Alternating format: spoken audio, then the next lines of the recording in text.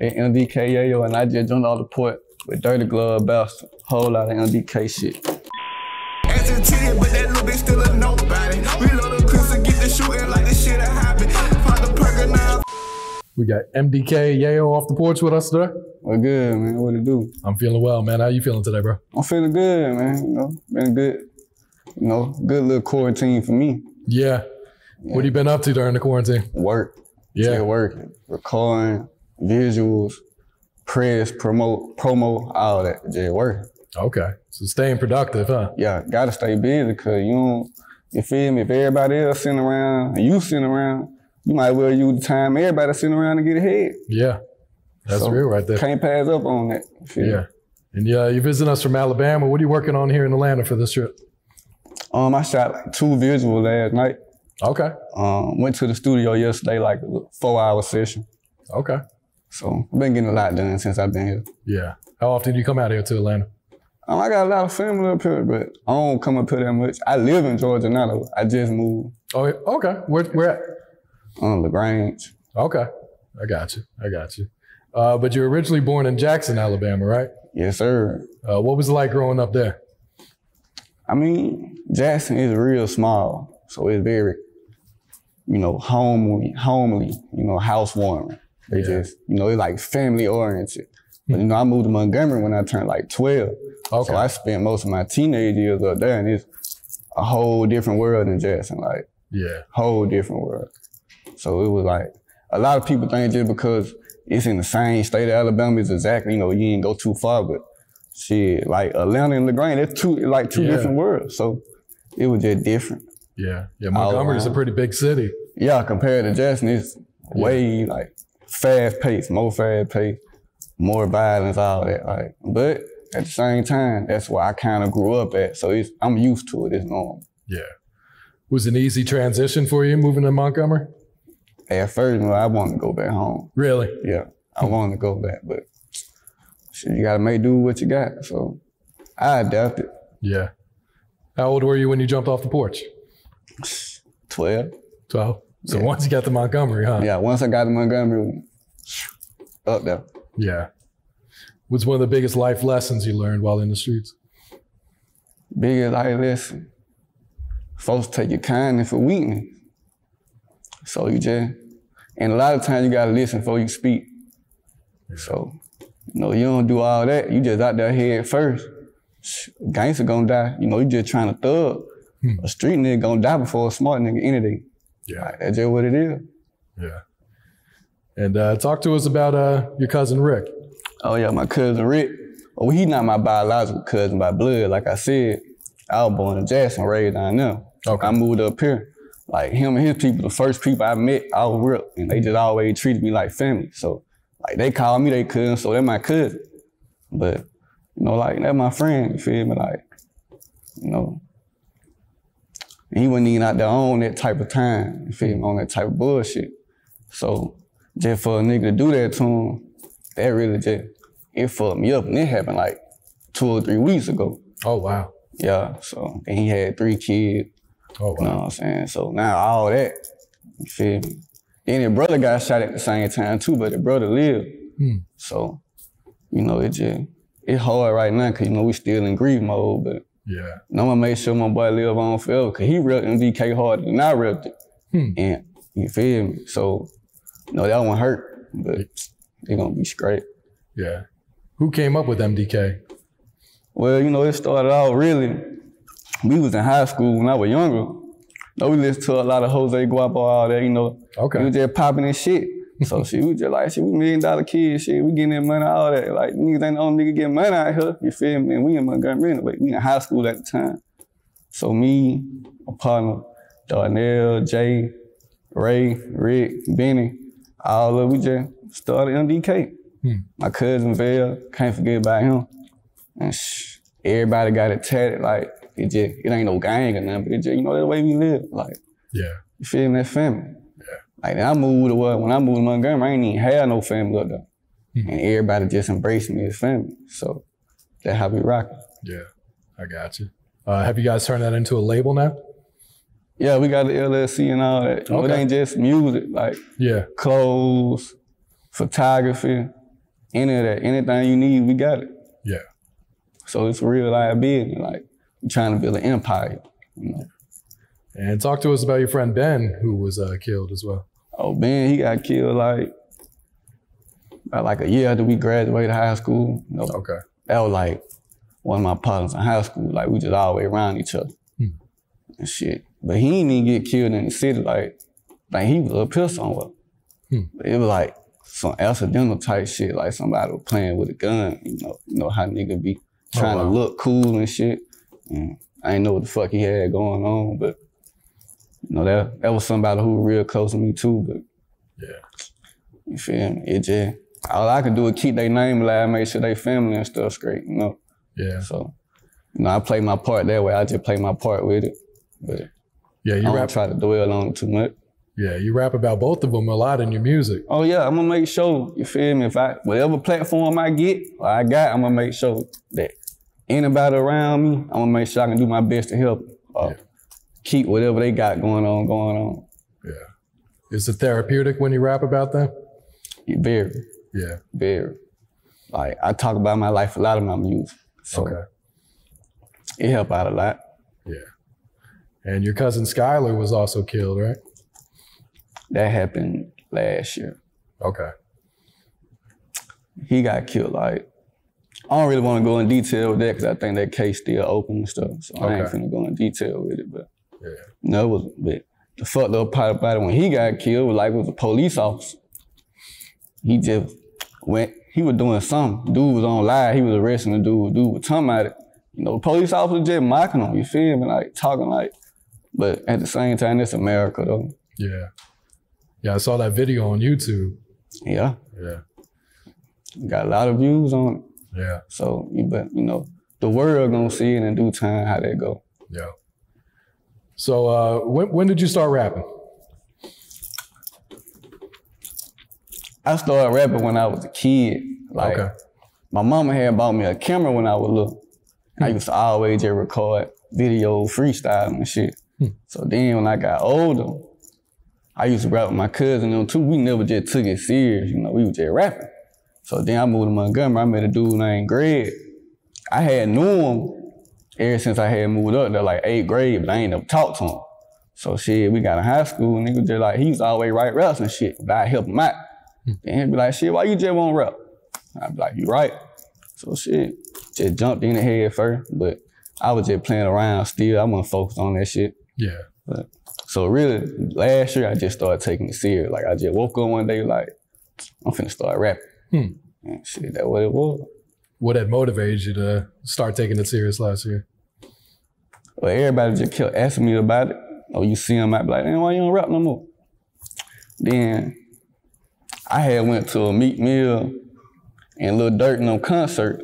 I think it was like his album release party. Okay. And it was just so, you feel me? I just like, man, I just gotta do it. I know I got the talent. That ain't no problem, so I just gotta get out there, put myself out there. You know, a lot of folk just be scared because they don't know what folk gonna think or how folk gonna take it, but shit, if you don't put it out there, how you gonna know? So, gotta go for what you know. I just went for what I knew. Yeah, that's real right there. Who were some of your musical influences?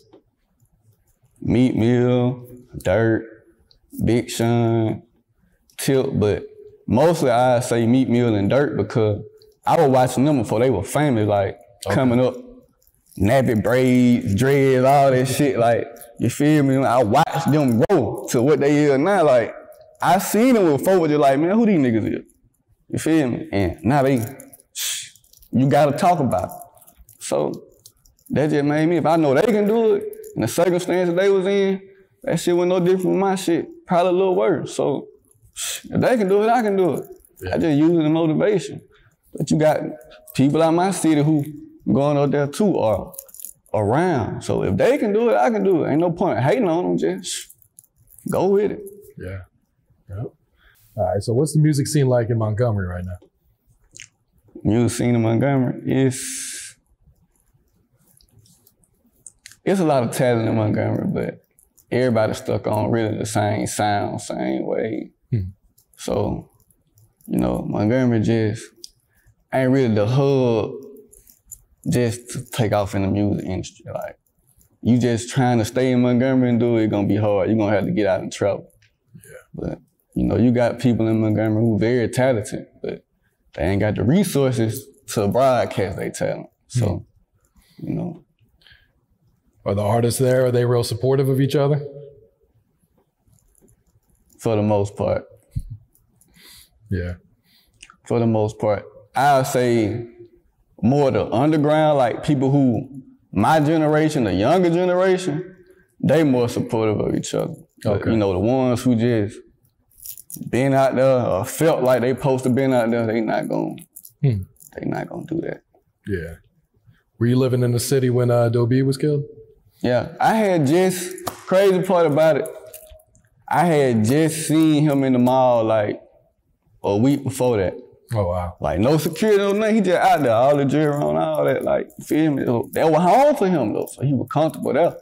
But you know, it just unfortunate that had to happen like how it happened. So, but you know, he was, that's what I'm saying, people like him, that motivated me to do it, because I seen the level he was taking it and what he could have taken before that happened. So, to use that as motivation too. Yeah. But, you know, long live Dobie. For real, yeah. Are the DJs out there, are they supportive of the local music? Yeah, for the most part, they very supportive of local music. Okay. DJs, like. Yeah. A lot of nightclubs out there spinning that local music. Oh yeah, all day. Yeah. How difficult is it making it out of Alabama? Now that's the difficult part. Cause like I said, I ain't got the resources. We ain't got the resources like, you know, Atlanta, like that's not too far from Alabama, but like I said, it's like a whole different world. Yeah. It's like the hub for entertainment, all that music, all that. See, Alabama, sports, that's about it. Like, what else? What else you got to talk about? Yeah. So, you just gotta get out of there. Just get the money, network, boom, get the resources, hit the road. Yeah, go from there. Now, if you make it, then you come back, invest in that area. Yeah. Then, you know, now they got the hub, they got the resources. So if people would think like that, then it'll move way faster. But right now, if everybody focused on who can do it first or who can do it better, then it ain't gonna never happen. Yeah. What had motivated you to move out here to Georgia recently? I just had to relocate, get my thoughts together, focus on what I want to do. Because if I stay down there, I'm not gonna focus on music. So get down there, get out of there, focus on music, you know, my kids and all that, and just, you know, stay out the way. How many kids do you have? I have 3. Okay. Yeah. All girls. All girls? All girls. All girls. What has being a father taught you about life? You gotta be patient. You gotta be patient, because you don't be patient, you're gonna be a horrible parent. Because, like, I got 3 daughters. My youngest daughter don't act like my older daughter, or my middle daughter don't act like the youngest or the oldest, you feel me? So you gotta know how to navigate through their personalities. And once you figure that out, then the rest, you know, you're gonna have to wing it. You ain't never gonna be perfect. You're gonna have to, you know, figure out what you're doing. It's just like anything in life, just like riding a bike. Yeah. All right, let's talk about your new project, For What It's Worth. What can you tell us about this project? Well, the new one is For What It's Worth 2. Okay. I dropped For What It's Worth. That's my first project. Okay. It was like an EP just to see, you know, how serious could I take music. So I dropped For What It's Worth. You know, it got great feedback. So I was like, okay, I'm in there. So I started shooting visuals, all that. Then I dropped my second project, 15 songs, my birthday, December 15th. Yeah. So I dropped it on December 15th, called it 15 songs. And that did way better than For What It's Worth. So I was just like, okay. And folks just kept asking me, when you gonna drop another tape? So boom, all the coronavirus and stuff happened, all that. So I'm like, I'm locked in, might as well just work. So I went and recorded 12 songs real fast, put that out there. So, but I feel like that's my, you know, my best body of work so far. Like, it shows my growth. Like, if you go listen to my first song I dropped was Plain Jane when I first started bad rapping. You go listen to that and listen to my music now, all you gonna hear is progression. So, but definitely one of the dopest projects out. Like, I ain't talking local or none of that. Like, industry-wise, all that. They need to go check that out ASAP. Yeah. What type of feedback have you gotten from this new one? Oh, none but great feedback. Yeah. Like, it's crazy. I ain't even expect it, but, you know, hey, that's how life goes sometimes. Yeah. It's like you just dropped the music video for Cousin. Yeah. Yeah.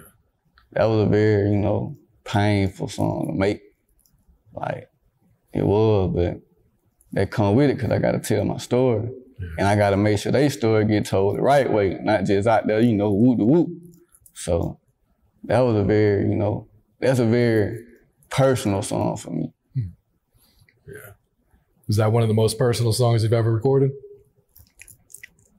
It's one of them, but it's not the most personal I ever recorded. Okay. I got a song called Yayo versus Kanye. I think that's the most personal song I ever recorded. But as far as painful go, like my heart was just in it too. Like that's one of the ones about them too, because that's about them. And Lost Soul, you know, that's about, that was way before Rick. So Cousin after Rick. You know, Lost Soul when it was just being the Scott. Now it's Rick too. So all that just building up. Yeah. Do you write your music or do you freestyle? Both. Okay. Like sometimes I write if I'm just in the mood to write, or if I'm just in the mood to record and I don't feel like writing, then you know I just go in and punch in every now and then. Yeah. But when I first started rapping, I never wrote nothing. Really? Never. So I had to learn how to write. What motivated you to start writing? I just wanted to be a better artist. Like you'll go back and listen to something you said when you freestyle and be like, damn, it was hard, but I don't know what I said. So, goddamn, you got to figure that out. So I just started writing, especially if you booking a session. Now you recording at home, that's different. But you booking a session on everybody else's time, you don't want to waste engineer time because you know you want them to keep fucking with you. So if I go to another engineer, I have it wrote down, laid out, go in there and do what I got to do. Okay. And you've already dropped a lot of music videos off this project. Yeah. I shot 2 last night, and they should be dropping by Friday. So I'm working. I'm working. What's the next one you plan to drop? The next one I plan to drop is John Wick, but that's on 15. But the next one, this project I'm gonna drop is Fuck a Deal, and that's dropping next Friday after this Friday coming up. Okay. Yeah. Why Fuck a Deal? Cause it's like, don't get me wrong, man. It depends on the type of person you are. If you feel like you need a deal, you know, you need that, you go do it. But if you feel like you want to build something, build a brand, then just go for what you know with the resources you got. If you got those resources to get promo and all that, then you do it. But if you need a machine behind you, you know, you do that too. You know? But me personally, I just feel like when it comes to my creative process, I don't want nobody telling me when I can put something out. You can't do that. You can't say that. But if I'm myself, I'm my own brand, you know, you gotta build a team. A team around me strong enough where all of us can just help each other elevate to the next level, then why sign a deal when I can just keep the money in-house? Yeah, that's real right there. Yeah. Did you have a personal favorite song on this project? Cousin. Okay, yeah. Cause I put a lot into it, so, you know, that's my personal favorite, but you know, it's all about what the people pick. You know, whatever they're gonna stream the most, that's my favorite. Yeah. I take it that's one of the songs you probably wrote, right? Oh, yeah. Well, I take that back. I wrote probably the hook, but the verses, I didn't write that. That was just on my mind. Yeah, just waiting to come out, probably. Yeah, it was just build up inside. So I just let it out the best way I knew how to. Yeah. Have the fans picked like a personal favorite song off of this? Yes, 2020 level. I've been getting a lot of feedback on that, and Peak Coat. Why do you think those two are getting such good feedback? The vibe. Okay. The vibe it's just refreshing when it come on. It gonna instantly catch your attention. And you got your own merch, right? Oh yeah, I got everything. MDK, $1 Million Kid, rolling trays, shirts, hats, cigarette lighters.